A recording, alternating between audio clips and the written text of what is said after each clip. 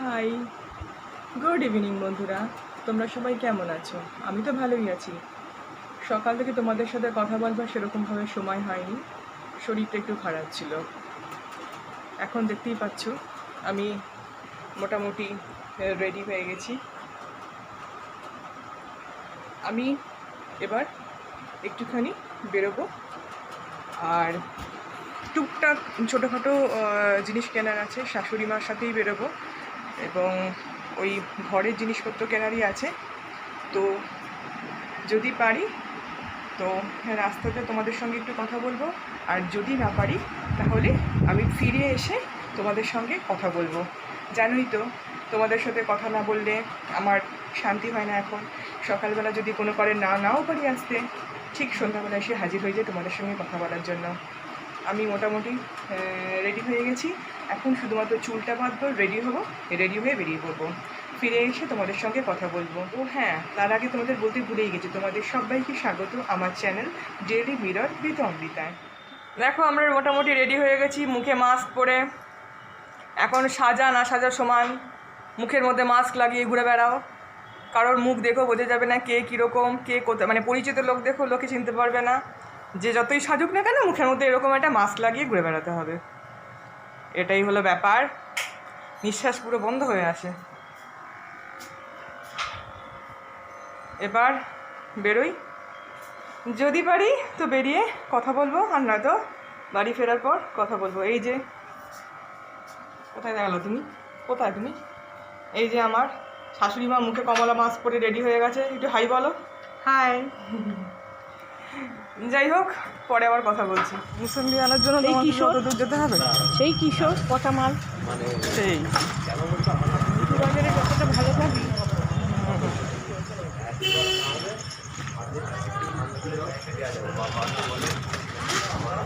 রাস্তাটা একটু ফাঁকা আছে, বলছি রাস্তাটা একটু ফাঁকা আছে।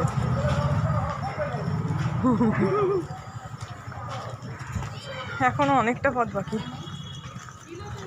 একটু ফাঁকা রাস্তা দেখে ঠিক আছে, কিন্তু বেশি ভিড় রাস্তা হলে সেখানেই বার করতে, বিশেষ করে নিজেদের বাড়ির সামনেটা কেমন কেমন যেন লাগে।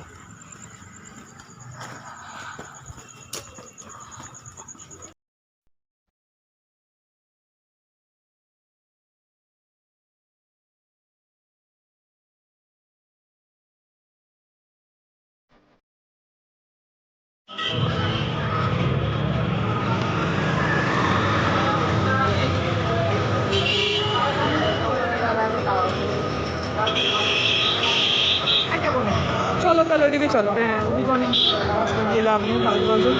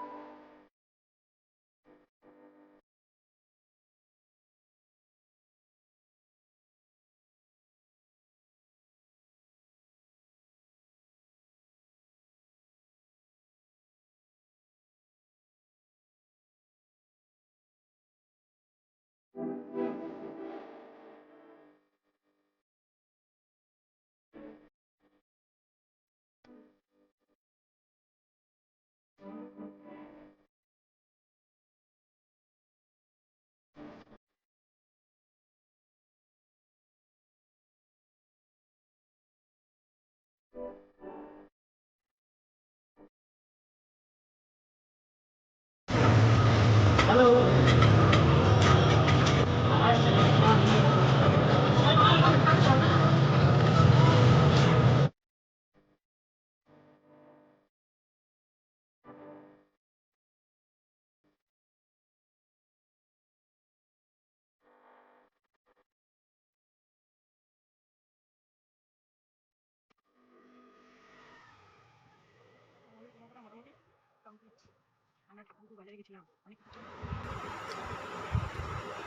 আমি চলে এসেছি ফ্রেশ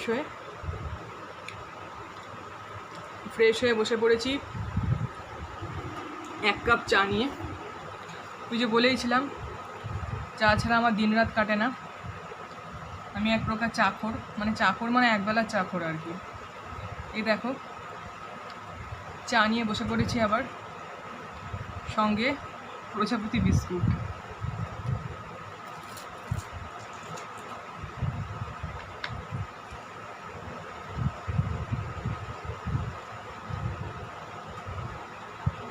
এক কাপ চা না থাকলে কোথা থেকে এসে আমার শান্তি হয় না। তো আমার চা খাওয়া হয়ে গেছে, আমি চা খেয়ে একটু গল্প করবার জন্য চলে এলাম। তো ফিরেছি এই 8টা নাগাদ ফিরলাম। ফিরে ফ্রেশ হলাম। ফ্রেশ হওয়া তো নয়, এখন মানে স্যানিটাইজার দিয়ে চান করা তো বলেইছিলাম আগের দিন। স্যানিটাইজার দিয়ে চান ফান করলাম, পরে টোরে সমস্ত পরিষ্কার পরিচ্ছন্ন হয়ে তারপর এই চা নিয়ে বসলাম, মানে বসেছিলাম। চা খাওয়া কমপ্লিট হলো, এবার একটু আড্ডা দিতে বসলাম। সকাল থেকে ব্লগ করিনি আমি, কেননা সকালবেলার দিকে শরীরটা বলেছিলাম না আগের দিন খুব একটা ভালো ছিল না, ভালো লাগছিল না, তাই সকাল থেকে বসতে পারিনি। আজকে গেছিলাম মানে খুব মানে ছোটোখাটো কিছু কাজ, যেগুলো মানে খুবই এসেনশিয়াল, কিন্তু করা হয়ে উঠছিল না। মানে সংসারেরই কাজ, মানে টুকটাক আর কি, রান্নাঘরে খুঁটিনাটি জিনিসপত্র, সেই জন্য তো দেখতে শাশুড়ি মাকে নিয়ে গেছিলাম। কেন কি রান্নাঘরের জিনিসপত্রের ব্যাপারগুলো আমি ঠিক কতটা কোনটা ভালো কোনটা মন্দ হবে সেটা শাশুড়ি মায়ের কাজে বোঝে, তাই জন্য ওনাকে নিয়ে গেছিলাম। ছোটোখাটো জিনিস, ওই সাঁড়াশি, তারপর তোমার গরম খাবার যাতে টেবিলে রাখার জন্য স্ট্যান্ড, তারপর একটা মানে মানে কড়াই ঢাকাটার লিডের উপরের ঢাকনার যেটা নষ্ট হয়ে গেছিলো, যে গোল চাকতিগুলো থাকে সেগুলো নষ্ট হয়ে গেছিলো, সেইগুলো সারানো হলো। এই সমস্ত কাজের জন্যই মেনলি গেছিলাম। দিয়ে টুকটাক সবজি বাজার, মানে ছোটোখাটো আনাজপত্র এই সমস্ত কিনেই বাড়ি ফিরলাম। তো ওখানে বাজারে দাঁড়িয়ে থাকাকালীন ছোটো ছোটো ক্লিপস তুলেছি। সেখানে আমার মা কালীর দর্শনও হয়ে গেল। আমি দেবো, তোমরা দেখে নিও। মানে বলে না, ঠাকুর কখন কাকে কোন সময় দর্শন দেন তা কেউ জানেন না। সেই জন্য বলতে নেই, ভগবান আজকে আমাকে মানে নিজের অজান্তেই আমাকে দর্শন দিয়ে দিলেন। মনটা ভীষণ ভালো হয়ে গেল, প্রথম কালী ঠাকুরের মুখ দেখতে পেলাম। মানে আমরা ওখানে বাজার করতে দাঁড়িয়েছিলাম, আর কালী ঠাকুর মানে মাকে নিয়ে যাচ্ছিলো আর কি, কোনো প্যান্ডেলে বা কোনো বাড়ির পুজোতে নিয়ে যাচ্ছিলো মাকে। তো মায়ের দর্শনটা হয়ে গেল, মনটা সত্যিই খুব ভরে গেল।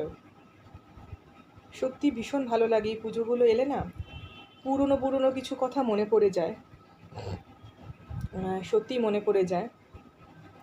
আমার মামার বাড়িতে, আমার নিজের মামার বাড়িতে আর কি বিশাল বড় করে কালী পুজো হতো। মানে বিশাল বড় করে, মানে বিশালই বড় করে। সেই কালী পুজোর গল্পও তোমাদের একদিন শেয়ার করব। মানে এত রমরমা ছিল সেই কালী পুজো, সেই মানে আমার দাদুও এখন নেই, সেই মামার বাড়িও এখন নেই, আর সেই কালী পুজোও এখন নেই। কালী পুজো বন্ধ হয়ে গেছে অনেক দিন। খুব মিস করি এই কালী পুজোর সময়গুলোতে, মানে মনে পড়ে পুরনো কথাগুলো। আর কেন কি আমার মনে আছে ছোটোবেলায় মায়ের সঙ্গে 2 দিন আগে চলে যেতাম, বায়না করতাম মায়ের সঙ্গে যাওয়ার জন্য। হোল নাইট জাগতাম, সারা রাত, মানে ঘুমের কোনো জায়গা মানে পেতাম না, যে ঘুমানোর জন্য কোনো জায়গা থাকতো না ওখানে, যে একটা কোনো জায়গা থাকবে যেখানে ঘুমের কোনো প্লেস থাকবে।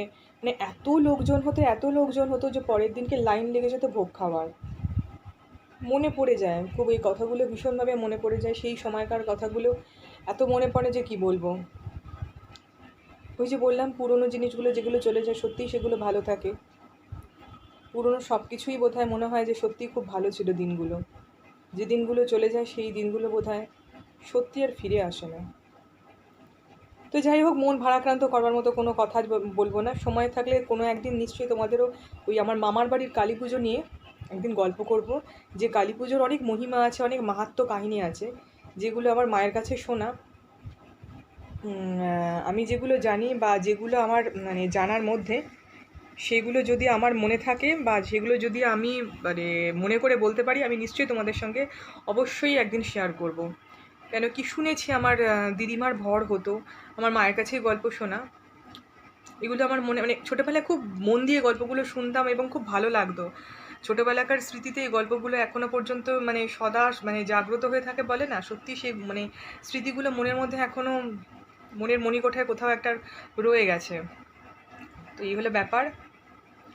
তো সামনেই কালী পুজো। কালী পুজো এখানে তো সেরকম কোথাও বেরোনো টেরোনো হয় না সেরকমভাবে। আমার হাজব্যান্ড যায় দু একটা জায়গায় কালী পুজোয় ওই ফুল টুল দিতে যায়, ও যায়, কিন্তু কালী পুজোর দিন সচরাচর মেয়েরা বাড়ি থেকে আমরা বেরোই না, কারণ সেদিনকে এমনিতেই একটু ঘোর অমাবস্যা থাকে, সেই জন্য একটু সবাই বারণই করে অমাবস্যার দিনকে বাইরে একটু বেরোতে। আর এখানে কি হয় বলো তো, কালী পুজোর দিন এত ওই বাজি টাজি মানে ফাটানো হয় না, খুব বিতিকিচ্ছিরি অবস্থা হয়ে যায়। মানে কখন কার গায়ের মধ্যে গিয়ে বাজি ফোটাবে তার কোনো ঠিক ঠিকানা নেই আর কি। তবে এবছর তো হাইকোর্ট শুনলাম নাকি কালী পুজোতে বাজিও নিষিদ্ধ করে দিয়েছে। ভালোই করেছে একদিকে। হাইকোর্ট মোটামুটি যা যা সিদ্ধান্ত নিচ্ছে সব ভালোই নিচ্ছে। না হলে আখেরে আমাদেরই ক্ষতি হতো। যা হচ্ছে ভালোর জন্যই হচ্ছে আমাদের। সুতরাং এখন যা পরিস্থিতি, আমাদের সবটাকেই মানিয়ে নিতে হবে। মানিয়ে নেওয়া ছাড়া আমাদের তো আর কোনো উপায় নেই। মেনে নেওয়া আর মানিয়ে নেওয়া ছাড়া এখন আর এই মহামারীর হাত থেকে রক্ষা পাওয়ার জন্য আর কোনো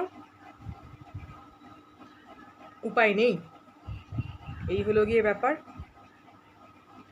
তো আজ এটুকুই বলবো, আজ বেশি বড় করব না। এমনিতেই ব্লগটা মানে সন্ধ্যার পর থেকে শুরু করলাম, তাই বেশি আর বাড়াবো না। ওদিকে আমাদের ডিনারে মোটামুটি আজকে কি আছে, ও সকালবেলা না মানে দুপুরবেলা ওলকচু তরকারি করেছিলাম চিংড়ি মাছ দিয়ে, সেই ওলকচুর তরকারি আছে। আর রুটি করে রেখে দিয়ে আমি গেছিলাম, তো রুটি আর ওই ওলকচুর তরকারি আর মিষ্টি ফিষ্টি আনা হয়েছে, ওই দিয়েই হয়ে যাবে আজ। তাহলে এটুকুই বললাম, আবার তোমাদের সঙ্গে পরে কথা হবে। তোমাদের যদি ভালো লাগে আমার চ্যানেলটাকে, তাহলে প্লিজ একটু লাইক করে দিও, প্লিজ প্লিজ প্লিজ লাইক করো, সাবস্ক্রাইব করো আমার চ্যানেলটাকে, আর আমার চ্যানেলকে এগিয়ে নিয়ে যেতে একটু আমাকে হেল্প করো, ঠিক আছে? তোমাদের সহযোগিতার আমার ভীষণভাবে দরকার। আজ তবে এটুকুই থাক, সবাই ভালো থেকো, সুস্থ থেকো এবং আনন্দে থেকো। শুভরাত্রি, গুড নাইট, টাটা।